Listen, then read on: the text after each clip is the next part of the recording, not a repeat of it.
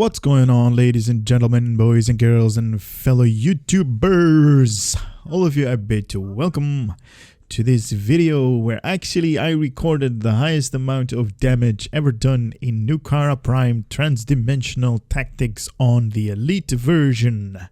Now, for the last 2 weeks or so, I've been working on Sakura, my character, as you guys see, ground skills and traits, and just a general character build for ground. I'm actually doing, I'm actually having more fun on ground than in space, to be honest. So that's why I'm actually building her for, more for ground.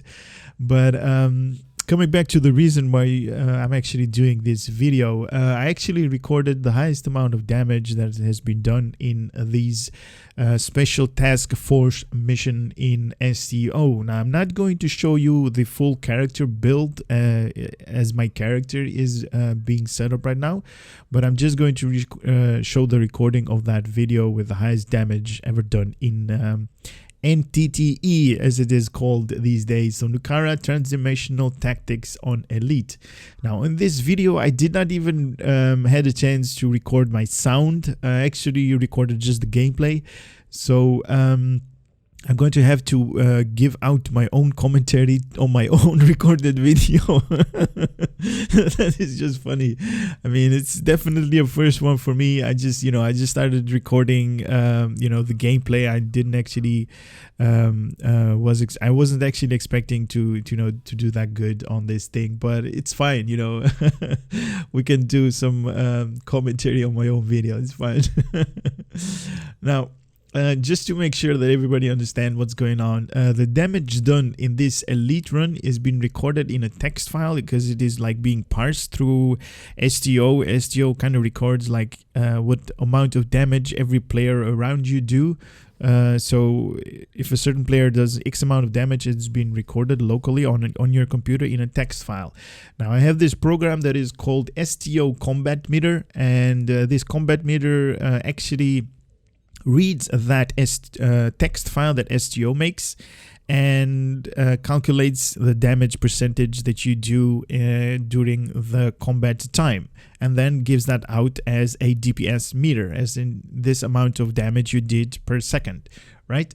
If you guys want to utilize or use this STO Combat Meter program, link is in the video description below. Now, right now, I am going to transition to the video because that is what we are going to see. So here we are with the video. I'm going to hit play right now. Oh yeah, one definitely mistake that I didn't achieve is I forgot to activate my gambling device. Now, I'm definitely getting an engagement button right there, and I'm just waiting for the cooldown. There it goes. And luckily, I got the lucky chance right there for my gambling device. So I'm going to have an increase in crit chance and also crit severity. So that's definitely awesome. Now, I do want to say one thing as well. This is a pug group, so it's just a group of players bunched up together. Nobody didn't actually team up or anything like that. Now, as you guys see, it is on Nukara, so radiation all over the place, and I'm a white guy. I can't jump apparently. Okay.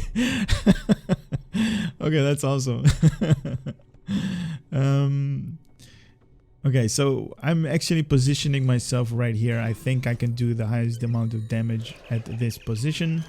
So right now I am going to pause this video when that right there, when the Tholian leader is actually going to spawn in. I actually want to tell you guys to look at the top left corner where all of my character details are being displayed. Now, as you guys can see, there are a lot of buffs going on my character right now, and I've counted them. There are 22 individual buffs that are going to help me either increase my damage that my weapon does, or the damage critical chance, or the critical severity, or just overall buffs. 22 of them, and I'm going to talk about that later in the stage of the video. So here we go again. Play the video. Here we go. So I'm doing damage to this Tholian, doing damage, a lot of critical chance and also flanking bonuses, really awesome. Now in this video I didn't achieve the highest critical one hit. I actually achieved on this video something like 9,200 or something like that. The highest ever critical one hit that I did was 10,380 hit points. So here we go with the Tholian again, damaging him, dealing lots of damage to this guy. So there are a couple of stages to this mission. You kind of need to kill the Tholian to a certain percentage, and then he's going to spawn in these portals that are going to spawn in by their own Tholians, and you need to take care of them. Now right there I didn't do enough damage, but it's all fine. So we got the Tholian leader right in here again, and to my right, that is the character that actually did the highest amount of damage. That is the Surak guy, and I'm actually telling the team right there in chat, good game, and I also stopped the parsing, grab the reward, and leave game. So let me just pause this video right here and let me display for you guys the amount of damage that we did. Now, as you guys are seeing on your screen, that is actually the DPS result from that mission that we did, the NTTE, the Nukara Prime Transdimensional Tactics on Elite. Now this is just a mission. It's kind of compared to Infected Space Elite, but this is just for ground. And as you guys saw, it only took like a minute or so to actually kill the end boss, especially with a team that actually knows what they're doing.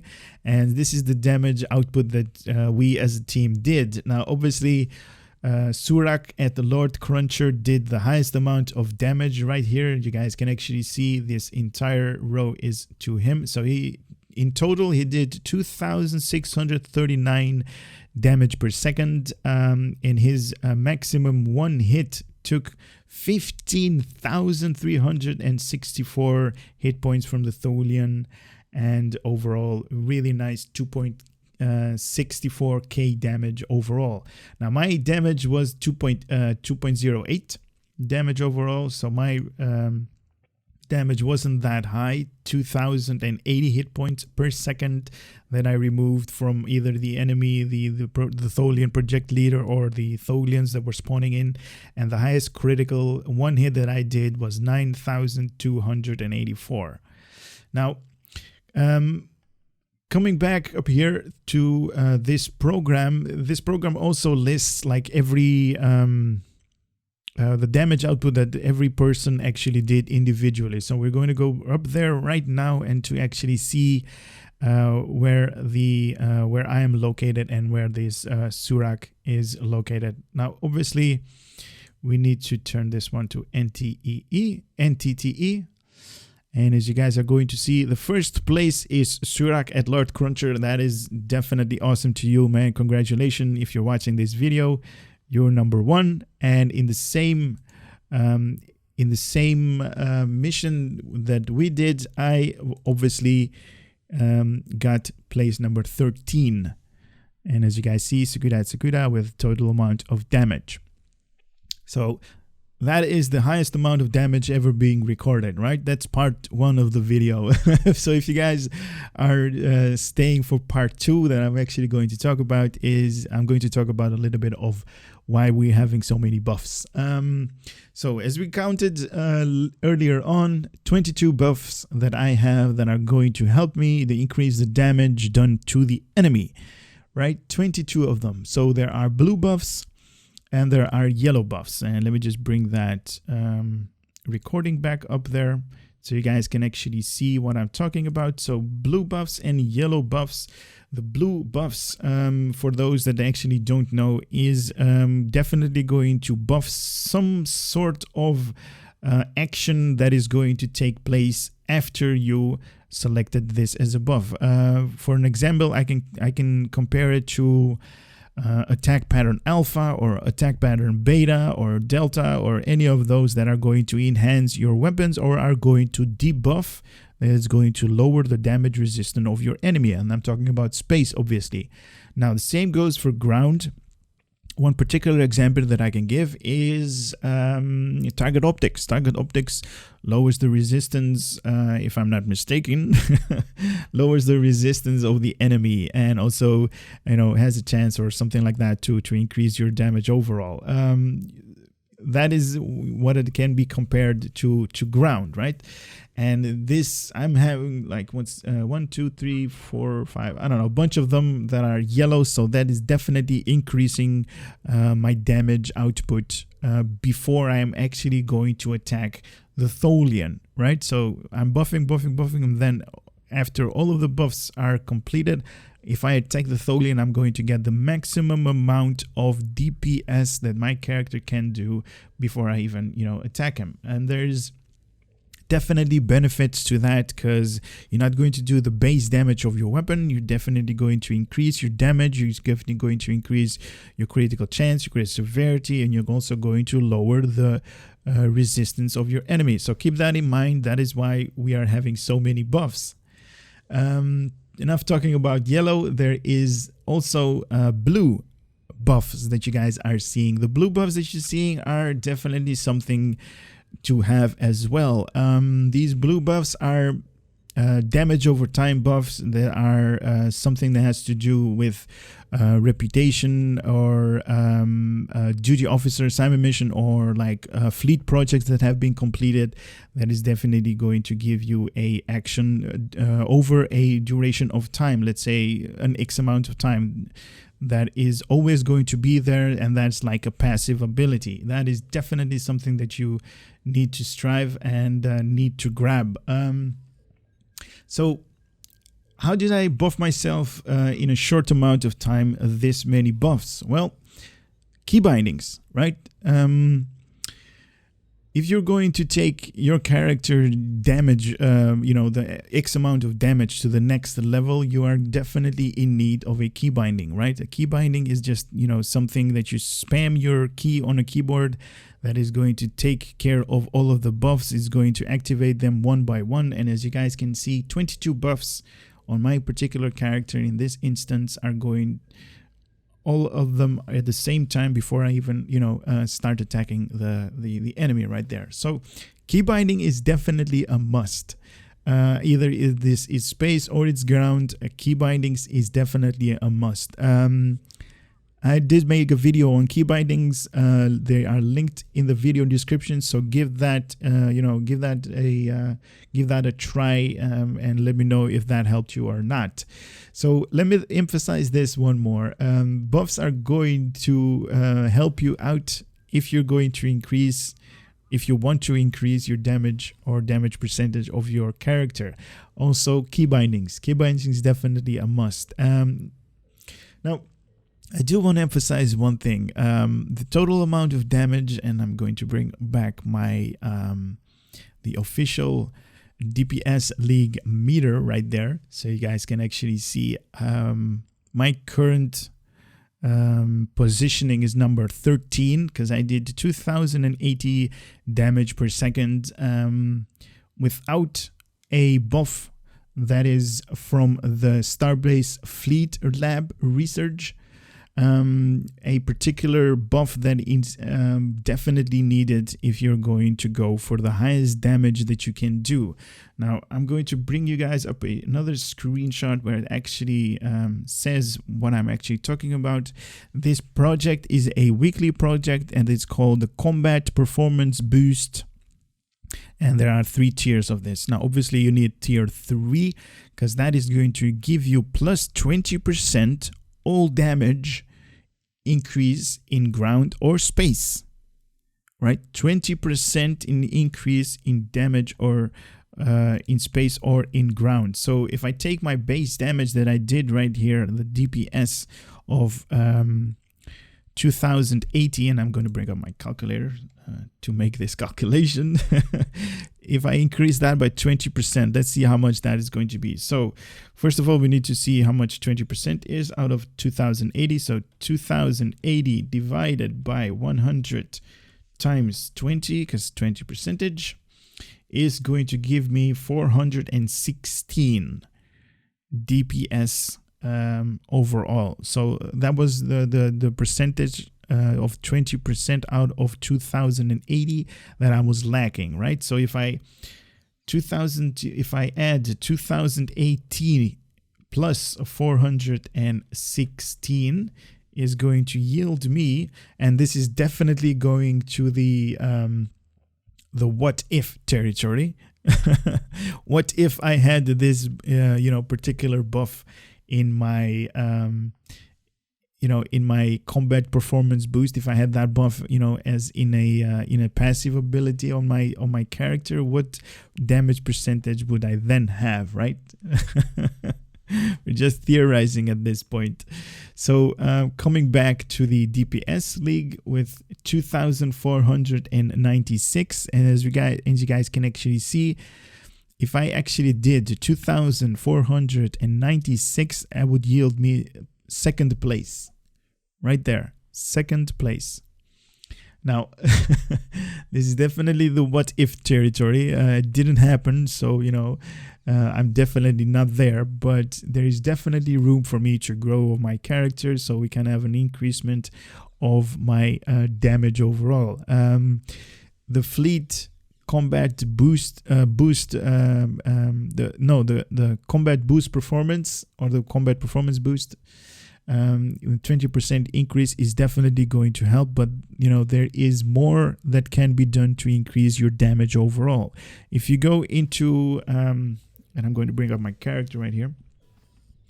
If you go into the game, I have a couple of them already that are active on my character, as you guys can see. Plus 25 Starship Drain Expertise, and also plus 25 in Starship Maneuvers. Now these buffs, they are being added to my character as passive for the duration of 2 hours.